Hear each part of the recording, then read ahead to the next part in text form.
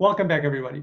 I have Father Jun on. I can't believe it. We finished watching Warrior. Please welcome Perry Young. Yeah, Thank you. it's Thank you for having me. man. I'm so excited. I'm excited. I'm sad. All sorts of emotions are playing through right now because we just finished last week. I'm in the US, so we just finished the season 2 on Friday of last week. So That yeah, was hot, huh? That was intense. it was intense. I mean, 9 was more intense than 10, but ten did a really nice job of setting things up for season 3, 4, and 5. Yeah, so I'm with you. Let's keep praying. By the way, just to mention everybody who has not finished season 2, there will be spoilers ahead, so watch at your own risk. So, but Perry, welcome to the show. Thank you. Thank you for having me, Alan. It's um it's some series. Mm. I absolutely love it. I know you've seen me on Facebook, Warrior page. You've seen me on Instagram, talking about it and chatting with people. And I've had 3 wonderful people from the show on. Mm. It all started with the incredible, Maria, Right. Lena Las, who was so kind and so generous, and she told the crew and the all the actors about the show and her Mm. experience. And Chen Tang, who plays Hong, Great. another Great. halfway part of the Warrior family. He was wonderful. And then recently, I had a chance to talk to Big Bill himself, Oh, to wow. Kieran. So Right. you're number 4, and tomorrow I get a chance to talk to Joanna, who's Penny on the show. I'm incredibly thankful Mm. for the support from the Warrior family. It means a lot to me. Well, it's a pleasure to have you. And I mean, this is a very unique show. It's a Mhm. very special show. It's close to all our hearts. And it's just a gift that we somehow, the producers, I mean, it's skill on the producers level to find the actors that can actually carry the story, or, in the way that they think it could be done. And then to have this sort of chemistry and familial bond that we found.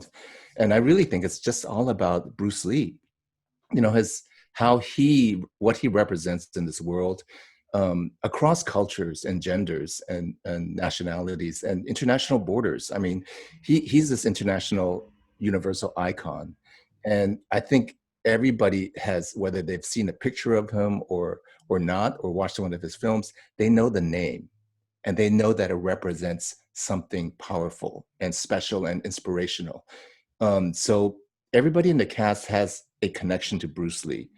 I mean, I'm so close to him, and I could talk about that in a bit. But Please. even Tom Weston Jones says his mother was in love with Bruce Lee, and Wow. she would just, he would just hear about her talking about Bruce Lee when he was young. It's like, and so everybody has a story like that. You can just say that everybody in the cast has a story on how Bruce Lee has affected their lives in some ways. So that's all it takes. It's like being in a show that your favorite uncle put together.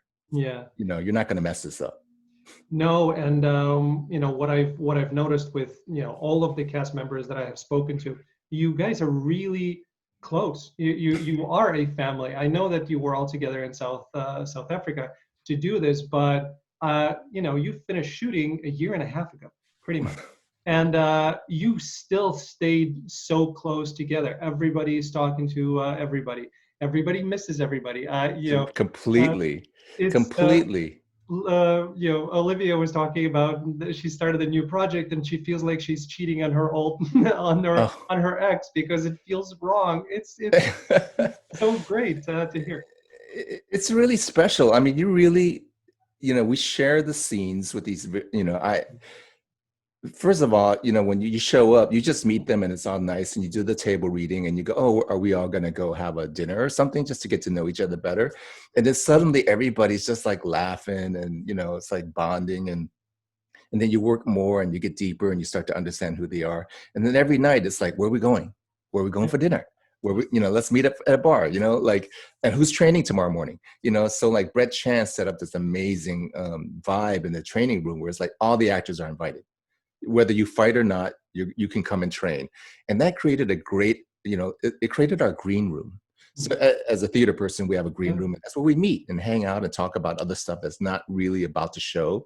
We can Yeah. just unwind, and it's informal. So that really set up a vibe of like, we're in this together. We train, and Brett is so great about looking after the artists, the actors, and he'll have personal. Excuse me. Bless you. Yeah. Thank you. So he set up this amazing vibe, and that just kind of like gelled Yeah. us, created this environment where we're all in this together. We bond with the fighting crew, the stunt people. We're in a lot of the shows, you're separated from the actors and the fighters, and then the stunt people, and then you just meet on set and you introduce yourselves, and then they double for you and all this stuff. But here we sweat and train every day together. So it really created this amazing bond, a really, really true family atmosphere on and off the set. Yeah, it really felt like it. And kind of going and looking at some of the clips that were posted by everybody and seeing that training environment, I am just heartbroken that I wasn't a part of that particular me as an actor, me as a martial artist, me as a enormous fan of Bruce Lee. Like that whole thing, I just wanted to be there. I didn't care what I would be doing. I just want to be there and be a part of that energy. So yeah, it really looked special. And my sincere hope. I know you share that too, and so does the cast. But I'm looking at Warrior the same way that I was looking at Cobra Kai. Cobra Kai did really well on YouTube. Then YouTube kind of stopped it. Then the big push and everything changed once they went on Netflix. You're going on HBO Max. It's not Netflix. It's different. But starting January, we're going to get a much wider audience. And I'm going to keep harping on this. I know other people in the Facebook group as well. We all signed the change.org. Yes, yeah. So Yes. we all filled out the petition that we want seasons 3. So I'm hoping that with a wider audience and enough interest, that will get HBO to greenlight 3, 4, 5, and go on from there. Because this universe, the world that was created, there are so many rich stories left to tell. And I know I'm going to be speaking with Joanna tomorrow, but we can't leave Penny like that. That's unfair. We have to get the story moving. There are too many things that need to be addressed. Well, knowing Penny's power and ability to get things done, I think she will just straighten that place out. She'll rework it. She'll take over.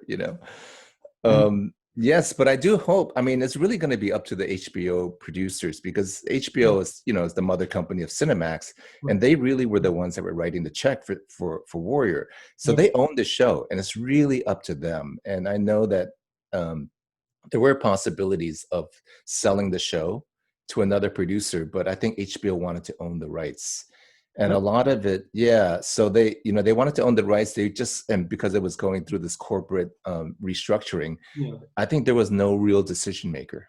So hopefully, when this opens on HBO Max and we get a whole new viewership, things, the wheels will start to turn in a different way and more positive for the show, which it's not so different from like Lovecraft Country and Watchmen, and I might what is the other one? I Might Kill You, or I can't remember the title, but they're African American based on HBO, and it's so political, it's so timely, and it's just like this show. So why not have the Asian American version of those shows? Yeah, it needs to be there. And again, I Might Destroy You. Sorry, I Might Destroy You is called the name of the series, and it's about an African American woman and all the sexism and racism that she goes through in culture. So it's so topical right now for HBO to support like the other voice in America. Absolutely, it should be done. And not again, I'm a white guy, so I'll kind of take a step back from all of this, but just from the purity of the show itself, and based on what's happening in our country and what has been happening this year, which I want to touch upon with you in just a moment. But just from that alone. So you take that, you take an amazing drama, you take action, you take Bruce Lee tied to it because it's his story that he wrote and it's based on the writings. And then you put everything else on top of that. And there are at least 6 reasons for the show to continue moving on. So it has to be done, in my opinion. I agree. And I think so many fans recently, I mean, I've seen our viewership like blow up from season 1 to now. I mean, it takes a while. It's not going to happen on the first season. It takes right. a while for people to catch on. And then imagine by the third season, it's like Breaking Bad, by the season 3 or 4, it really exploded. So I have so many people on my Instagram and Facebook feeds that are demanding a season 3 already. Yes. It's just one of those shows. Yeah, it is. And you talked about, the connection to Bruce Lee.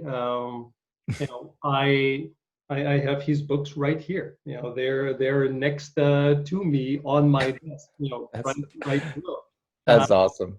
and I started doing martial arts because of Bruce Lee. It was Bruce Lee, then it was probably the other biggest inspiration for me was Van Damme, because Van Damme, doing the splits between the chairs, which is what I was doing. I started doing splits between the chairs because of Van Damme, which, by the way, saved me in high school because people assumed that I knew martial arts. I did not. I just did the chairs. So that whole thing came, and then Bruce Lee's son, Brendan. Mhm. Brendan, I cried when I found out that Brendan was killed.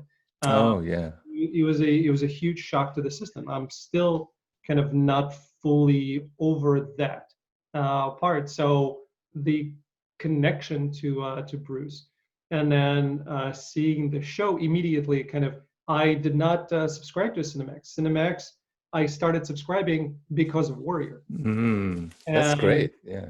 so, I'm happy that it's going to go on HBO, so I can just stick with the HBO subscription. But I don't expect everybody to do that. That's why I'm hoping, more people have the HBO subscription, more people are going to watch it, and then kind of this groundswell is going to happen. But coming back to, to the things that have been happening in this country for, let's call it the way that it is, the last 4 years, and especially culminating in the last year with the outgoing former soon-to-be president of the United States. Um, to me, it's unreasonable, illogical, and just plain wrong to put a blame on a pandemic to China, and then to call it. I don't even want to call it what he's calling it because it's just ridiculous. But He's just inciting violence, and yes, that's exactly what he knows what he's doing. I mean, he's part of that, you know, um, group of people who is basically supporting, I mean, I have to, because of our current president, or the one that's outgoing, we can say white supremacy now.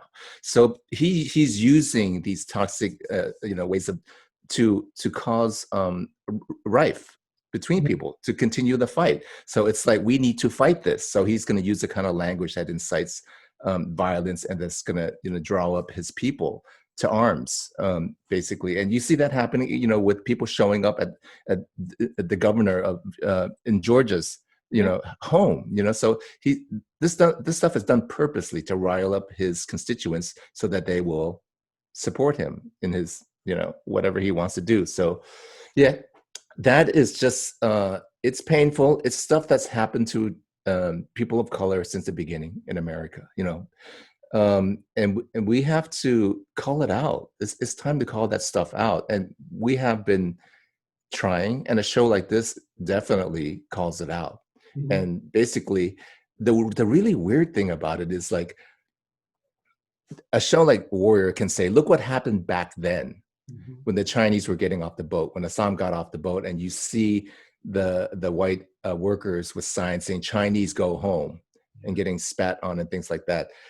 People can watch it and go, "Wow, that happened back then," and it's happening now. And the funny thing is, it's the same people who are going, "Wow, that happened back then," who are doing it.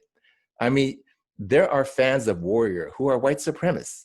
And there are fans of Bruce Lee who are white supremacists. They love that action hero. They love the violence, the fighting. You know, I mean, Bruce Lee has philosophy behind the violence. It's Yeah. about supporting the greater good, Mhm. right?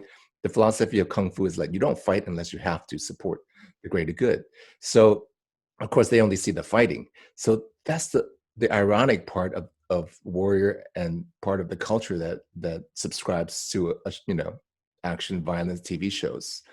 So yes, it's really ironic, and the whole Chinese virus thing is used to just pit people against each other. No. It's sad. It's sad that, we in 2020 as a society are still at that level where not only are we triggered by this, but we're actually many people following. Mm. Forgive me for saying, but 73 million people voted for him. It's really? It's really mind-boggling, sad as you say, and it's it's frustrating, and it's causes anger in a lot of people. Right. And has it caused, again, because you're a part of the community, has it caused you or people that um, additional anguish? Have they seen things elevate when they're just being, around? Well, I mean, there has been a rise of anti-Asian violence. And there's been anti-Asian violence task force, like one set up in New York City as a result of this. And I would say as a result of this president's use of the Chinese virus Yeah. specifically. So because of that, there has been a rise in anti-Asian violence and Chinese violence. But I would say the bright side of this is that the communities have come together. Now we have Asians for Black Lives, where there are movements like that, and that we can say that we have to develop a kind of a new method, to go forward, and it's really basically solidarity.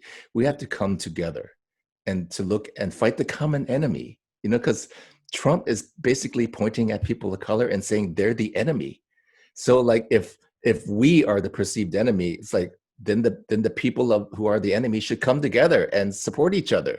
Whereas in the past we have these systems and these things that work in culture to divide people. Like laws, we had laws dividing people, and Yeah. so to keep people of color separate, like people of color couldn't marry each other, um, things like that. So now that we could, and we could actually, like we had the model minority stereotype to Mhm. pit Asian Americans against other Americans to say, look at this group. They're doing better than you. So you don't need affirmative action. You just need to work as hard as they do, which is, one of my favorite writers, Frank Chin, said it best. The only reasons Asian Americans got ahead was because white people don't hate us as much. Just sad. So, so yes. So the bright side of it is that people of color are, and women and LGBT communities are coming together and forming, and sticking together in solidarity. Yeah. I mean, the common enemy of all of this is ignorance. It's ignorance, it's biases, it's the lowest elements of our society that right now are in Arizona, for instance. Are you willing to die for Trump? Seriously, Ex- what the fuck ex- is wrong with you people? Exactly. I mean, and it really is from this sort of didactic, dogmatic, Yeah, statements that he's saying. I mean, it's like people are incited by that kind of language, and otherwise, if he didn't make those statements, people wouldn't come out with guns. right. It's that simple. And last part of this before we move on, but I'm Jew. I'm Mm. a Jew. I'm Jew. Yes.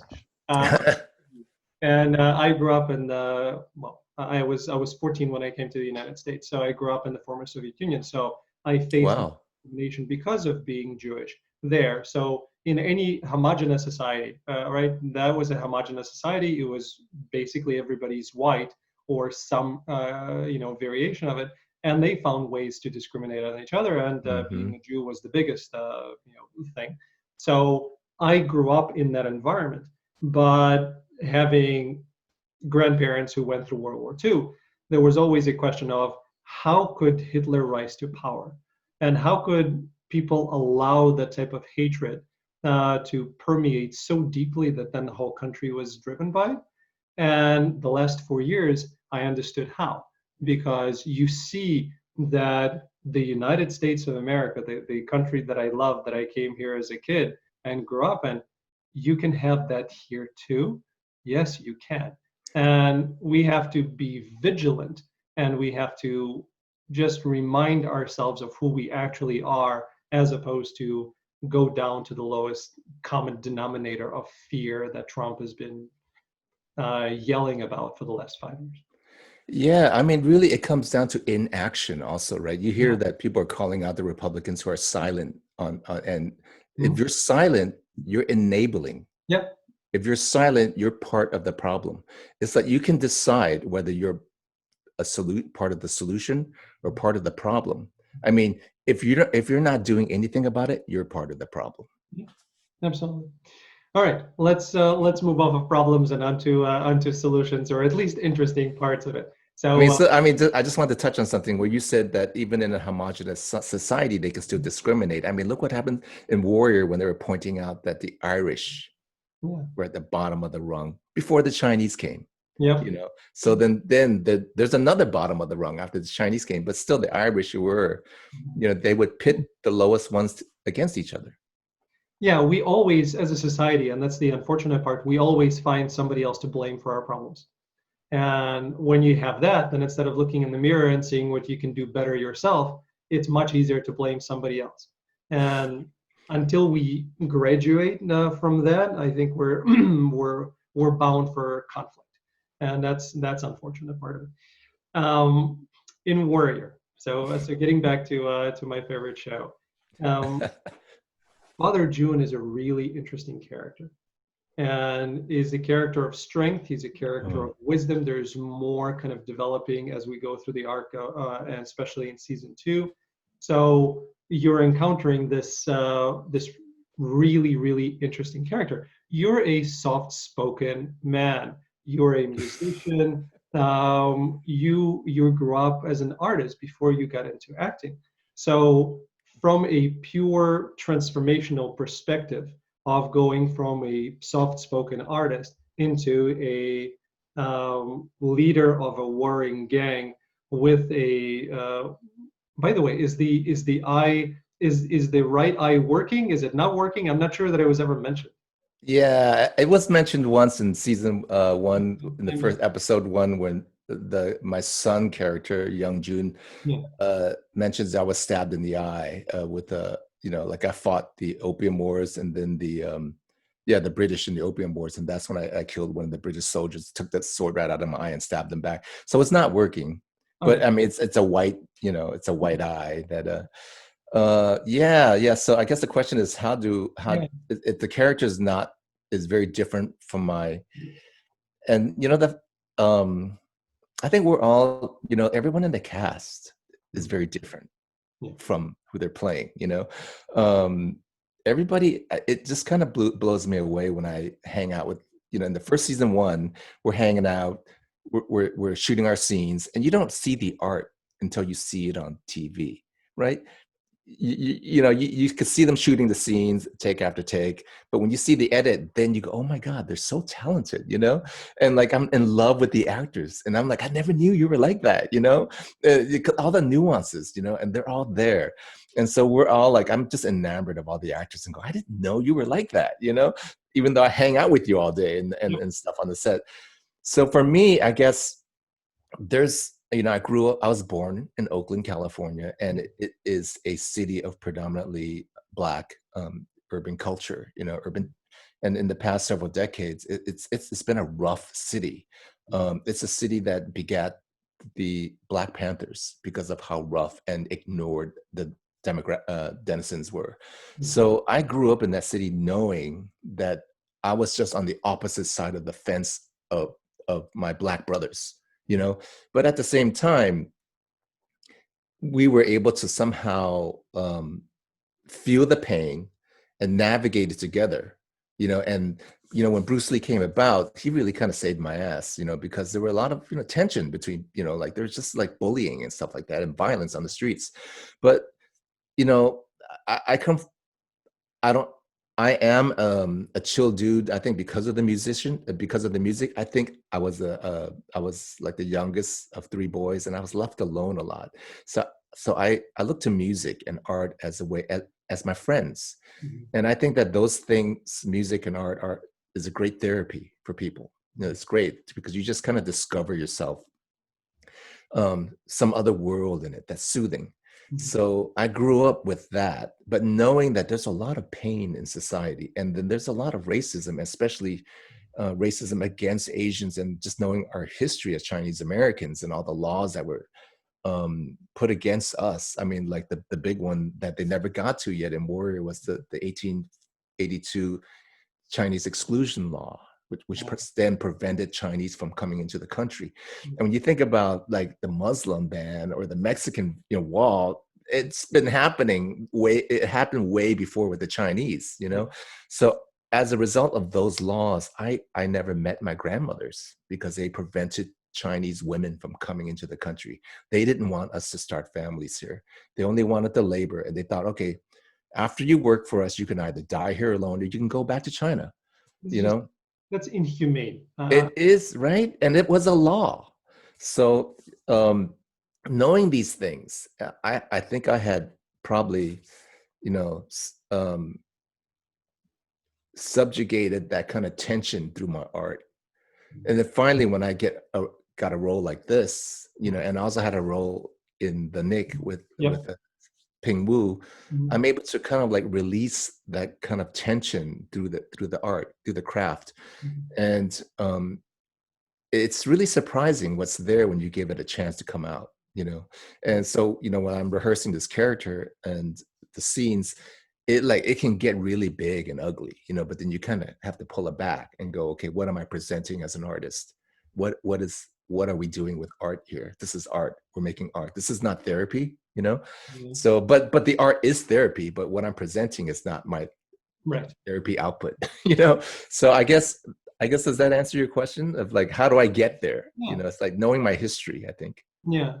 And again, if this is too personal, please, don't answer. But uh, you, your grandfather came to San Francisco, and since the grandmother was not allowed, does that mean that what happened with your dad? Did they have to, remarry here? How did that whole part develop? yeah, so because of things like that, a lot of Chinese American history is murky for a lot of families, and there are genealogy organizations that help Chinese Americans find their roots. Yeah. So it was actually great my great grandfather came. Okay, got it, got it. So my great grandfather came first, worked on the railroads. Mhm. Eventually, the railroads finished, and then Chinatown in Chicago started because all the Chinese were stuck in the middle of the U.S. Like, well, what do we do now when Yeah. the railroads are done? They started another Chinatown in Chicago, so that's where my great grandfather is buried. Are Oh, you? Yeah, go to Chinatown, have some chop I, suey. I, I've been to Chinatown many times. It's wonderful. I Yeah, really, really like it. I expected, by the way, I expected it to be bigger, before I went there. It's not that big, but it's fascinating. It's really, really pretty. So once COVID time is over, anybody who's traveling to Chicago, please go to the, west side and look at Chinatown. well, it was big at one time, put it that Okay. way, Yeah. right? Like a lot of Chinatowns that became ghost towns and things like that. So my great grandfather came, and this is very common with a lot of Chinese American history, is that because they couldn't find wives, Yeah. and start families, they would go back to China, Mm. and then have children, Yeah. and then they would wait, and then 10, 15 years they go back and bring a son over, Yeah. and then that son would not have any prospects for marriage. That son would go back and find a wife, and then they would only get married and have kids, and then he would come back to America. So there were a lot of Chinese women in southern China, Guangdong area, Mhm. Toisan region, where the first ships came out of, were all single Chinese women with husbands in America. And Yeah. they called them the Gold Mountain husbands because they never saw them. They were in the Gold Mountain. So that's a common thing, for that area. And then for America, obviously, we're the bachelor Chinatowns. There were just no women, and thus we have the brothels. Yeah. So because my great grandfather was sending money back to America. My grandfather started to have some money, was able to buy land, went to Shanghai for medical school, became an herbalist, and he did not immigrate. But then my father did. My Mm. father immigrated, and I was the first. Actually, so after 4 generations of Chinese immigrants, I was the first generation born in America, and this is because of the anti-Chinese, you know, laws. Um, and we're always talking in the Chinese American communities, like, imagine what would happen if we didn't have that law. Yeah. Like, imagine what would happen with the Jewish population if we didn't have the Holocaust. You know, so yeah, that's that's the That- thing that we should learn about in history. yeah, and that whole thing again, it brings me pain hearing you talk about it. And I remember my parents, what happened after the revolution in 1917. You had a czar in the former Russia. You had Mhm, the Russian Empire. You had the czar. He was overthrown by the Bolsheviks, and then all of the kind of everything changed. So I remember my parents were saying that you know great grandfather. I don't remember exactly, but the great grandfather, he was, working for as a degustant, the one who knows all the different wines and could, mhm, can smell it. He was working for the czar. There were people with businesses, and all of that went away.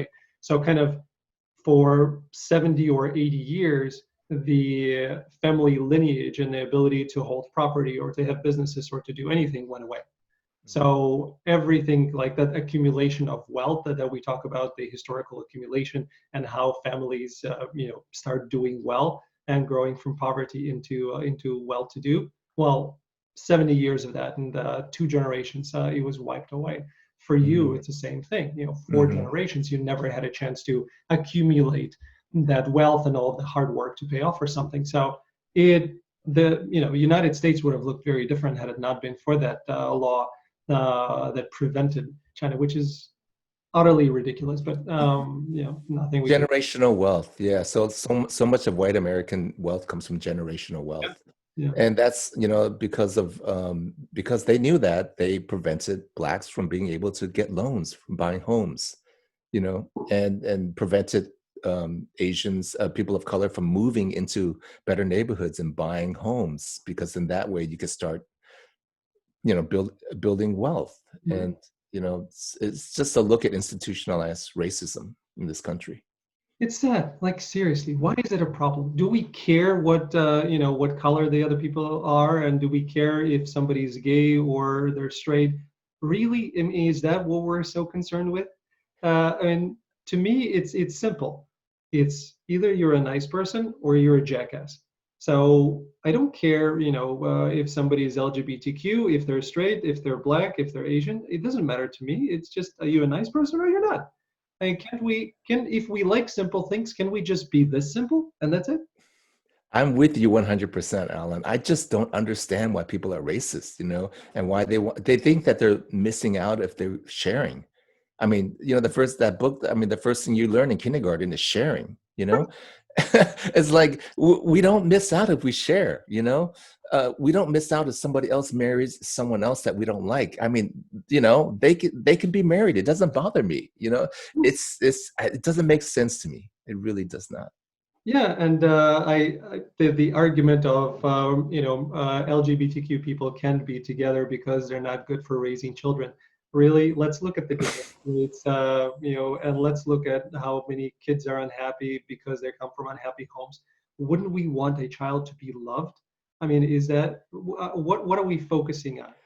I Like, completely agree. I mean, I think, if you bring out like family and children, a lot of this culture, comes from what the Bible defines as family, marriage and begetting, children. So I think that a lot of the great words of the Bible are twisted, yeah, you know, yeah, for personal gain and power. I mean, it's sad. It really is sad. I mean, you could see how a lot of the religious leaders spoke out against the outgoing president when he smoked, they sprayed the group of protesters with the smoke bombs and showed up with a Bible in front of the church.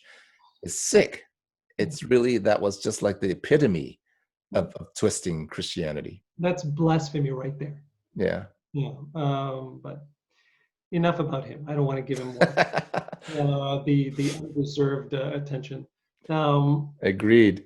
Yeah, back to Warrior. So you've mentioned that in the cast everybody's kind of different from the characters that they're playing. Is there anybody that's closer to the character that they're playing? I thought it would be Dean, but I'm not sure if that's the case. Dean. Dean is a sweetheart. He really is. He is actually a great example of how different someone can be compared to their person. I mean, we rode to the training every morning, and we'd get in the van together and Dean, he just comes in, he's with his warm up, it's got his headphones, so what we doing today, he calls me Pez. Hey Pez, what we doing today, he's just a sweetheart. He really is like a puppy dog. I mean, he's a, let's see, who would be that person? Who would be close? Closer, yeah. Closer. Yeah. I would say that, like just making a broad statement here is like the women, Atoy and Diane, they're very smart. Yes. And so Atoy and Olivia Chang and Diane Don are very smart. They're very smart actors. And so their characters are very smart also. So there's a similarity there. Hoon Lee is also very smart. And he's always playing what angle can I come at this? Wang Chao is very smart. It's always deliberating. Should I do it like this or like this? If I do it like this, it's going to be this, So, Assam is very focused and intense. Andrew Koji was very focused. I mean, maybe Jason Tobin is as close to the character. Yep. Jason's a fun guy, he's a funny guy. He's also very serious, at the same time. So maybe, obviously there's a little bit of us in the character, or a lot of us, but we just played the different shades of us that are in the character. And that intensity that you see, like in me, yeah, it's in there, but I don't show it to the world. I don't have to show it to the world. But if I'm given the opportunity to show it in the world, through art, it's a privilege. So I get to work that, Tom, sweetheart. Joanna's very smart. Joanna is very smart too. And she's that woman who takes control of her life. All the women take control of their lives, against the systems that are repressing them in this show, which is amazing. Yeah. How many shows do you get to see that where all the women are strong characters? You don't.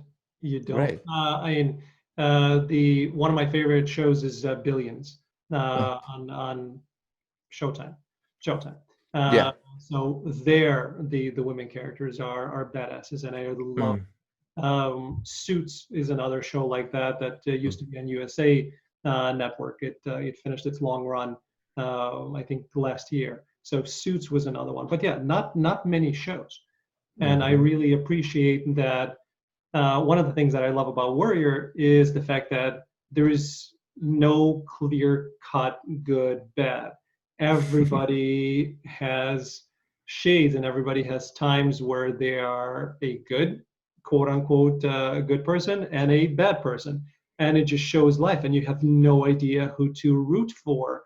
Even the last the last part of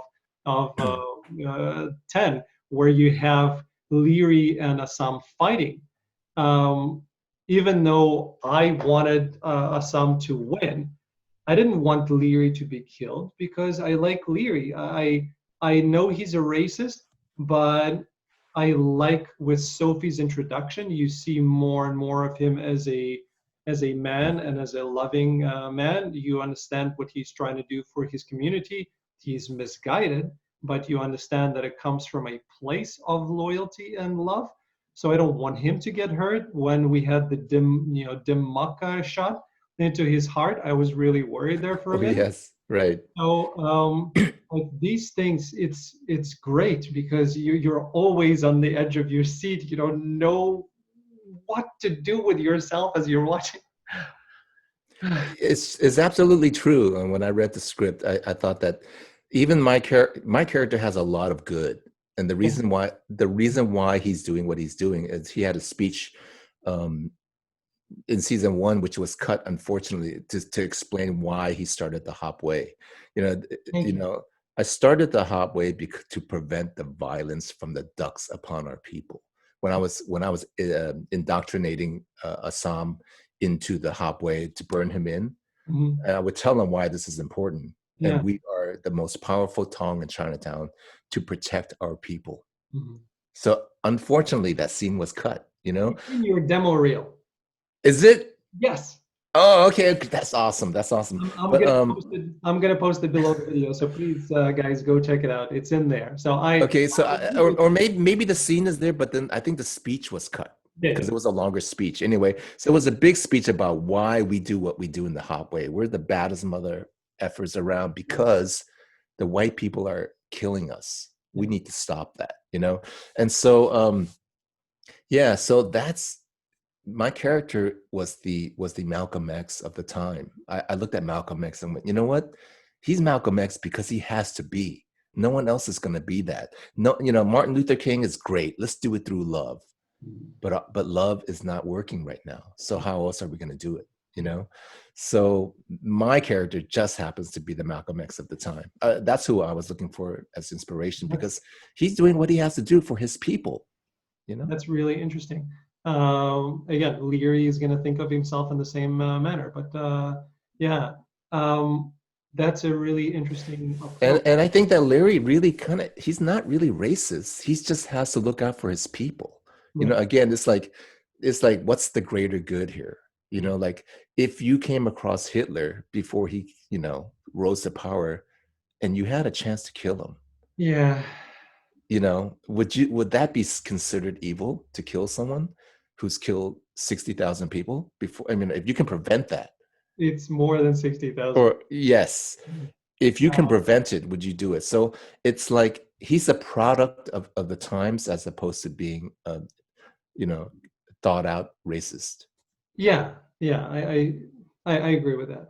So, an interesting part to me, and again, I'm ignorant from the historical perspective of the time, but why didn't because again, at the end, Leary, who's based on a real character, he started a party and he went into a political movement. Why didn't the Chinese do that as well? Because maybe they would have had more say and more power in it. I don't know if that ever happened or not. It did happen, and I talked to Brad Kane about season 3 because we needed a character who was articulate Yeah, like the white in the Chinese community, like the white blue bloods. yeah. And there was a character, a real life character. Unfortunately, I can't remember his name right now. It's the first Chinese American graduate of Mm, Yale Law, and became a lawyer. And he fought for most of the things that Chinese immigrants in general have rights today. For example, birthright. If you were born in America, mm, you're an American. mm, This Chinese American lawyer fought for that and won. And because of that, anyone born in America has birthrights. He fought it for the Chinese who were being challenged at the time that couldn't go back to Hong Kong or China and come back into America. mm. So that lawyer actually won other cases that are historical for education and everything. So I talked to Brad about we need that character in the Yeah, show. yeah. Then it would represent an area of the Chinese community that was schooled, educated, and was articulate in the same way. Yes. That's wonderful. Okay, again, more reasons for a 3.0. Season 3. Yeah, here we go. So there's a big discussion that's going on of who's to blame for all the calamity of season 2. I have my pick. I'll let you know who it is in just a moment. But who do you think is to blame for everything bad that happens in season 2? Season 2, like the whole season? Yeah, I would say there's one person that every bad thing, all the deaths, everything could be traced right back to. Okay, wait. So, um, I mean, everybody's guilty. Like you said earlier, everybody's guilty, but Yes. everybody's also not. You know, it's like everybody's bad and good in the show. Yep. So,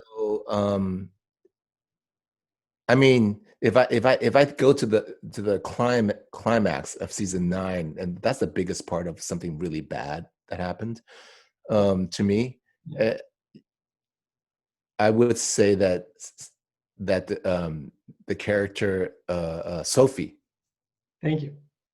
yeah, I agree with you. because that's the worst thing that happened to me in season 2. Yes. Yeah, Uh, but I would say that the invisible character of the whole 2 seasons is white supremacy. yes. Yes. That causes all of these people to behave this way. You know, when I say white supremacy, I don't mean one person. I don't mean the white guy. I mean the system. You know, Yes. the system that supports, you know, like why some people get privilege and others don't. That's the system when I say, I yeah, agree. Because yeah, if the Chinese people were accepted, then you wouldn't have a need for all of this stuff. They would not be necessarily just in Chinatown. There would be, a lot of opportunities elsewhere. But going back to Sophie, because that is my choice. Sophie's choice. Interesting. That's what I was thinking about. So Sophie is my choice, and the more I thought about it, the more I thought, you know what? It's interesting if they had really the writers and the producers to really envision that, because the first scene in season 2, Leary is mourning the loss of his wife and kids, and look who's strolling through graveyard. the graveyard. It's Yeah. so, and it was a foreshadowing of the mayor is dead because of Sophie. The Mm. Penny's business gets blown up because of Sophie. Jacob is lynched, which was a horrible thing to watch, by the way, Mm. because of Sophie. Like all of the things that I can think of that have huge bad consequences were because of Sophie, who, by the way, is incredibly lovely and she Oh. is a wonderful actress. Mm-hmm. But that character, the introduction of that character in season 2 blew up the whole thing. She's like the fuse that ignited everything. Yeah, yeah. And she is a wonderful, lovely actor and a person. And she trained every morning with us in training, you Wow. know? Yeah, it's one of those things. She came on board and Maria Elena came in and everybody's just family right away. And it's just cool, you know? It's amazing. It's amazing how cool she was. And Maria. I mean, I did actually have a conversation with Jonathan Tropper when he cast me.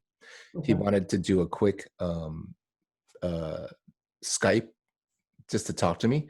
And so he goes, good, good. You know, we're talking for a little while. He goes, good, good, good, great, great. I feel really good. I feel really good, great. I just want to make sure you're not an asshole, Yeah. Yeah. you know, because he goes, I don't want an asshole on the set. It just makes a big difference. If I don't know how he could have actually, vetted me out that way through Skype, but just a one-to-one talk. And he just wants to make sure that the cast is going to get along. We're going to be doing this for a while, a couple of years. At that time, Yeah. he thought, we signed a contract that was like 6 years. You have to be available for 6 years. So it's like, if we're together for 6 years, you better not. You better be cool. Yeah. No, that's awesome. Going back to that, right? So you did everybody think that this was going to be a 5-6 year long project? Well, I mean, you never know, right? You just Okay. you start shooting it, and you hope that the fans will like it, and then I think with Jonathan's relationship with Cinemax, with Mhm. having written Banshee and Right. show being a really successful show, Mhm. he knew that they would want more from him.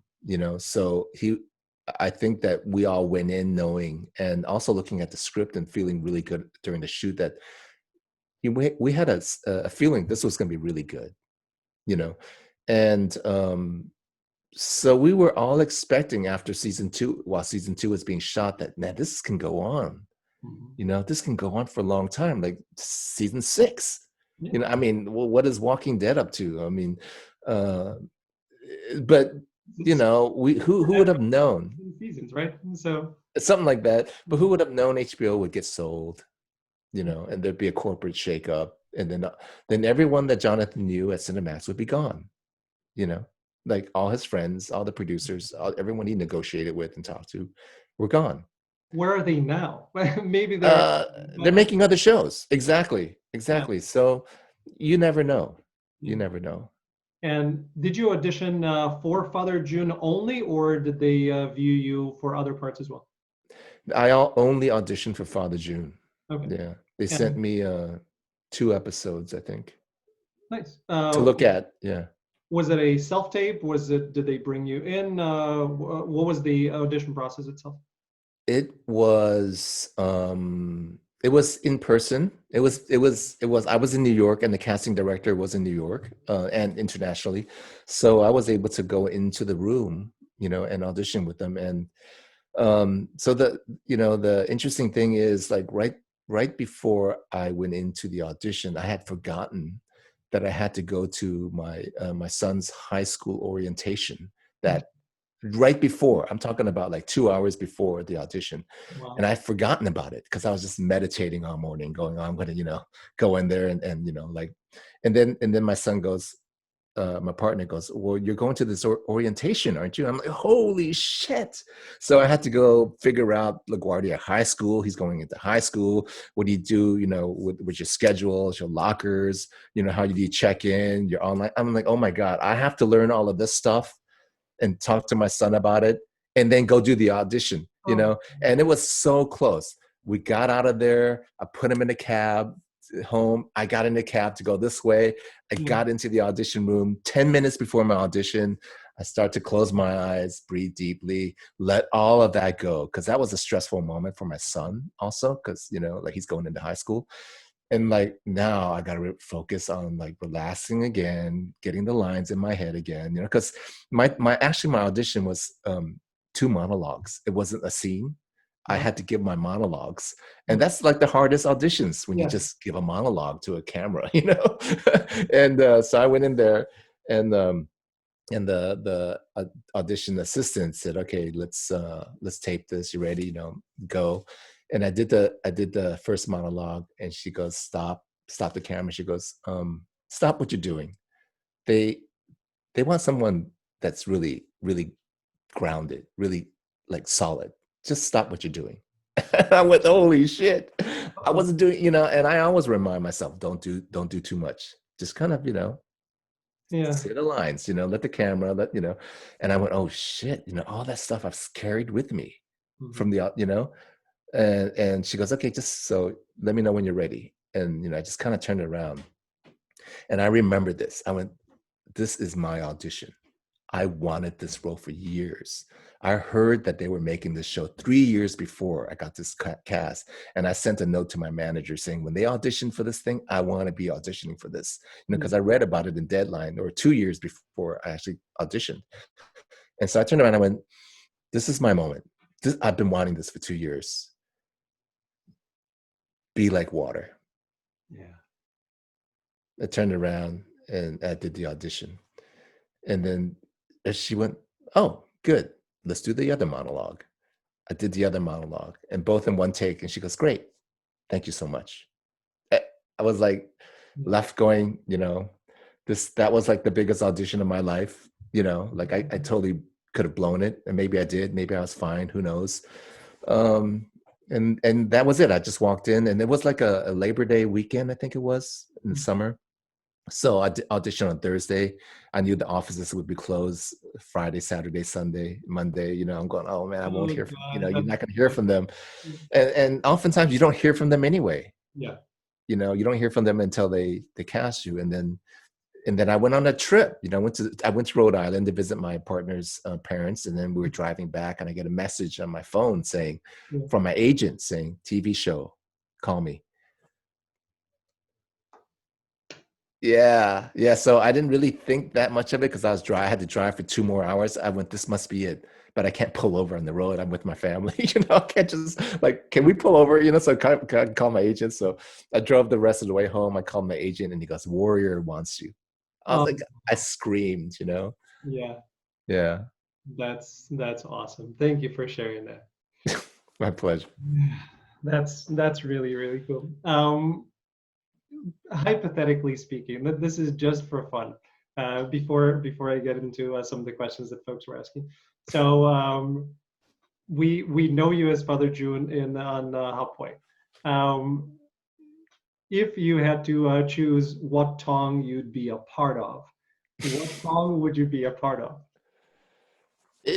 In the show, Warrior. in the show? Yeah. Um, I I mean, I don't know if I could be in another tongue. I I'm know. so I'm so Hopway. I am so because the Hopway represents the ones that have been there longer and assimilated. But like you could tell by their suits, Yes. right? And the Feng Hai are like savages, and then the Long Zi are like recent immigrants because they're still Chinese dressed. Yeah. So that level of looking at the show is there's immigrants that have assimilated before these immigrants.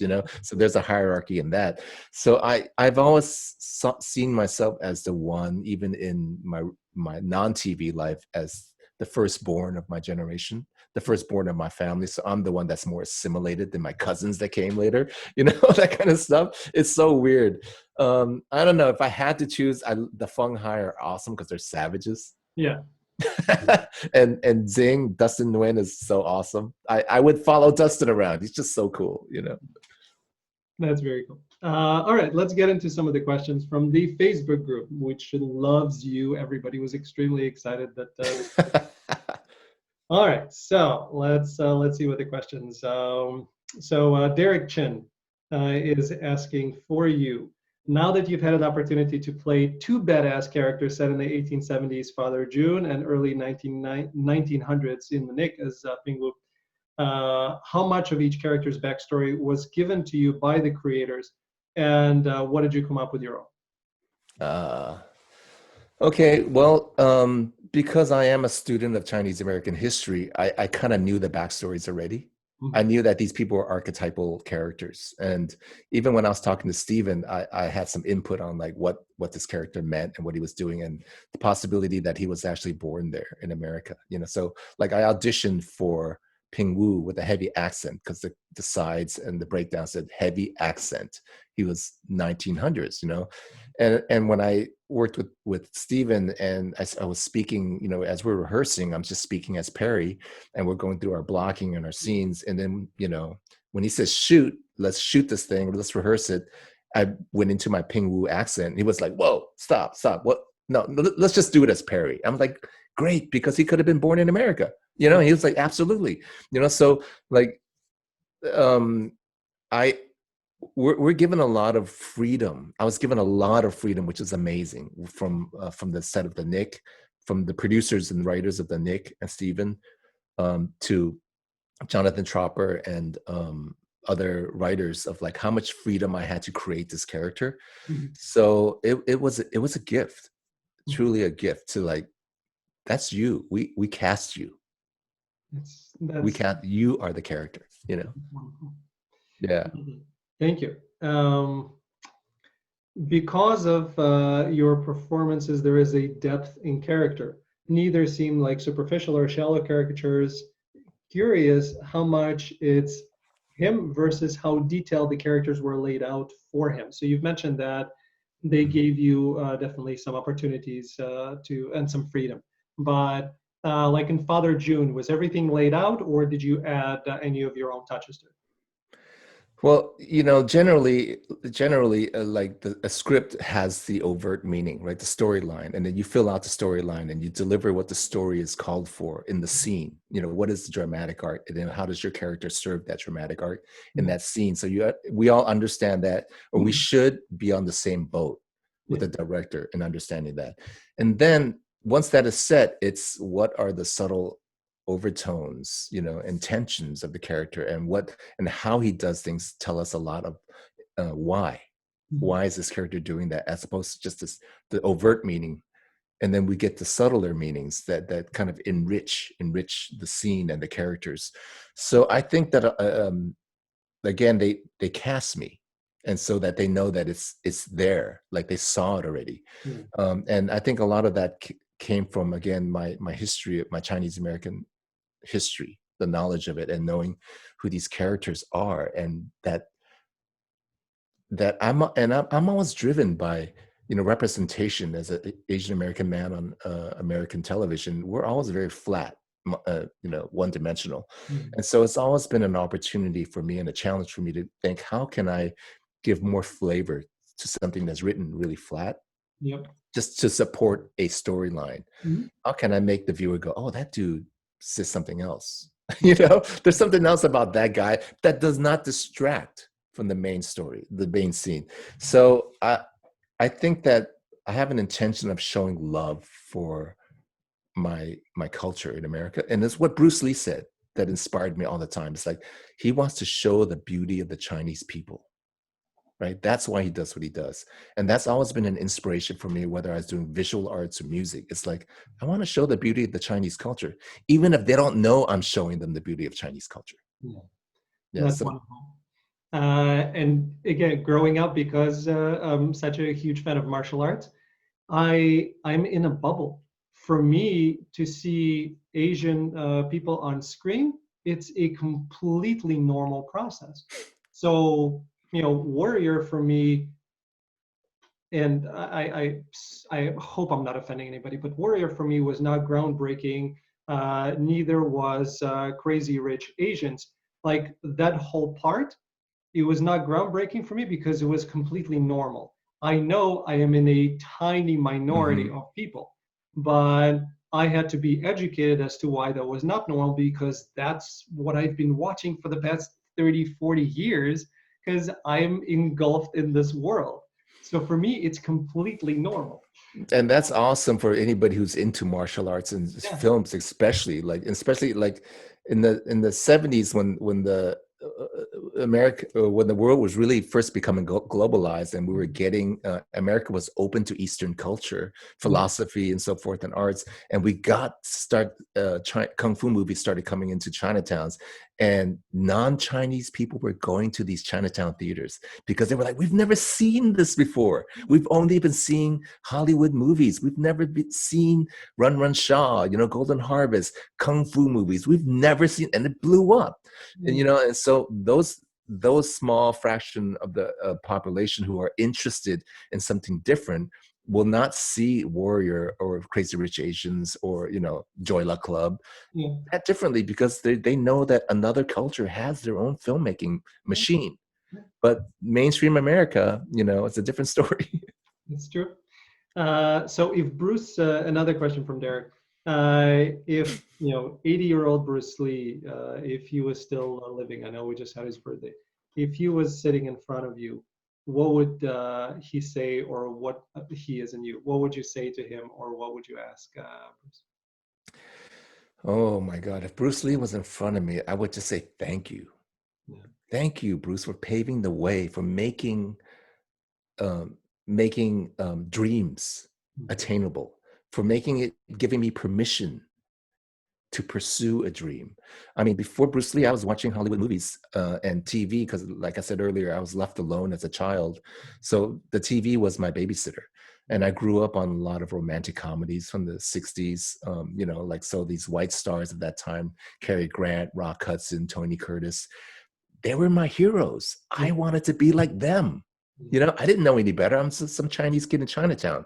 And then when I saw Bruce Lee, it was like, that was one of those moments where the world came into color. And it was like, actually, that's the guy I can be like. That guy, because he looks like me. I look like him.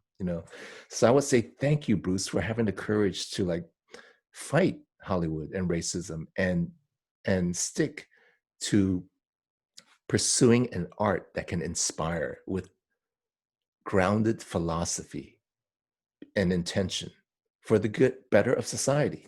Like a lot of people ask me, it's like, how do you make it in this, in other interviews? Well, what do you what do you suggest to us young actor. It's like you have to have the right intention in this field, otherwise you're not going to get very far. And thank you for just coming up with the name for this episode, which will be The Right Intention. Thank you. Yeah. Last question for you. If you had a chance to kind of go and talk, the little background, is that your first TV kind of role was on the Nick. So you did stage before, and if you had a chance to go and talk to a younger self and gave one piece of advice, whether it's life or acting advice, in addition to having the right attention, what would that be? To myself as a young actor, what would I tell myself? I think that it's a very convoluted world out there, no matter what. And so if you decide on whatever it is you're doing, whether it's art, music, writing, that you have to kind of understand that you have to step back and look at the big picture of that particular form that you're working in. And how is that form seen in the big picture? How does that form serve you and society in the big picture? And when I say society, I'm already thinking that my young self is out to do good in this world. Because I think the young self has already learned earlier on that money is not going to give you happiness. That is really about what the voice that you have, being heard, whether it's an individual or an artist. It's like if you're truly heard and appreciated, that's the gift. That's the bank account, that your spiritual bank account is what you're fulfilling. And that's way better than a monetary bank account. So just be able to step back and look at the big picture once in a while and see if what you're doing leads to the spiritual bank account that you want and help society. Because at the end, helping society is helping yourself. Yeah, absolutely. If you want to, as another incredibly talented person, Michael Jackson said, you want to see. I'm going to paraphrase because I don't remember the actual song part, but if you want to change the world, take a look in the mirror and change yourself. So yeah, absolutely. It starts with yourself. I mean, you have to know what every action. I mean, it comes from this is kind of a Buddhist thing, but it's like you have to have the right thought. Otherwise, you won't have the right speech or the right action. So, what is the right thought, and how do you get to the right thought? It's like got to look at the big picture. By the way, if you want to make a world a better place, take a look at yourself and then make that change. That's it. All right, I remembered Michael Jackson. Thank you. There you go. It's such a pleasure having you on. I really appreciate you sharing all things Warrior and your life. I know how much you and the community loves the show. We are all pulling for it, and we'll continue talking about it as much as we can in order to get those 6 years that you signed up for. Thank you so much, Alan, for having me, and I love your show. Thank you. You're asking the right questions. Thank you. Thank you.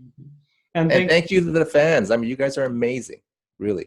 Yeah, the Facebook group, I love you. You guys are awesome. There are 2 Facebook groups. I love you both. You guys are rocking. So please continue following Perry. All of I'm going to call it the Warrior family because they really are family. Follow everybody. They're always doing a ton of fun content. So check them out everywhere. I'm going to put some links below. Go check them out as well. Thank you. Thank you, everybody.